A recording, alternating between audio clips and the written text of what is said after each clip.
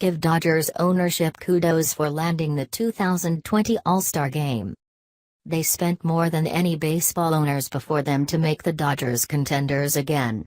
They made sizable investments to rebuild a neglected farm system. They upgraded their stadium without compromising the qualities that make it the city's most treasured building. Wednesday, the owners of the Dodgers delivered on another long-standing promise. They persuaded Major League Baseball to let them host the 2020 All-Star Game, which will be the first midsummer classic to be played at Dodger Stadium since 1980. So go ahead and complain about how the Dodgers vanished from television under Guggenheim baseball management. Disagree with how the group has empowered a baseball operations department that lacks a personal touch. At the same time, acknowledge the role that Mark Welter and his partners have played in the improvements that have taken place over the last 6 years. Take the announcement made Wednesday by Baseball Commissioner Rob Manfred, which was much of an endorsement of the owners as it was of the storied ballpark or the vibrant city in which the stadium stands. The Dodgers have won 2 World Series since the All-Star Game was last played at Dodger Stadium. The most valuable player of that game, Ken Griffey Sr., has a son in the Hall of Fame. Asked about the 4 decades between All-Star Games, Manfred joked, "I can only take responsibility for the last 3 years." Manfred was elected commissioner in the summer of 2014.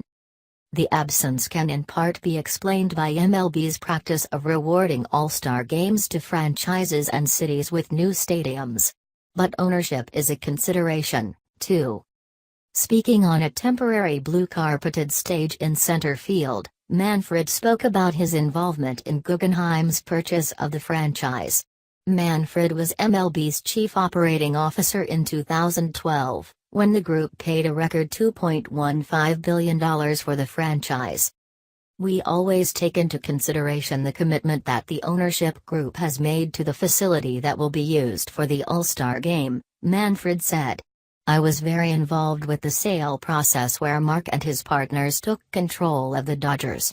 They made an amazing financial commitment to purchasing the club, and I think one of the things that really is most impressive is the money that they've put into making Dodger Stadium a first-class modern facility while maintaining its history and tradition." The reference was to the 9-figure renovations made under the direction of architect Janet Marie Smith, which included an expanded clubhouse and weight room. Team president Stan Kasten said the Dodgers would make further improvements over the next 2 years. Manfred wouldn't say it, but this level of investment wasn't seen under the previous owner, Frank McCourt, as well as the corporate overlords at Fox from whom McCourt bought the team. Without drawing any comparisons to the prior group, Manfred started before listing virtues of Guggenheim that McCourt clearly lacked: fiscal responsibility and a willingness to invest in the team.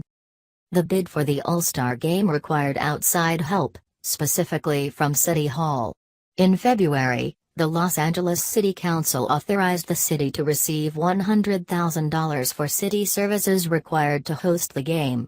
The city also helped ensure the Los Angeles Convention Center would be available for the 4-day event, according to Naomi Rodriguez, the team's vice president of external affairs and community relations. "It's hard to imagine the city cooperating to this degree with someone as politically toxic as McCourt was in his final years with the Dodgers." Councilman Gil Chedillo laughed. "I'll say what the commissioner said," Chedillo said. "I could only talk about my experience." Chedillo was elected in 2013, about a year after Guggenheim took over the Dodgers. "This is a first-class organization," Chedillo said. "We have the responsibilities of security and transportation, but they're first class. They do all the lifting."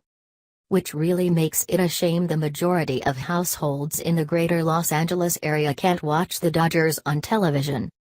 "That bugs me," Chedillo said. Manfred was also bothered. "We want full distribution of our games," Manfred said. "We have 2 ways to grab our fans, in the ballpark and by television, and less than full distribution limits our ability to get at our fans. It's not a good thing for the game."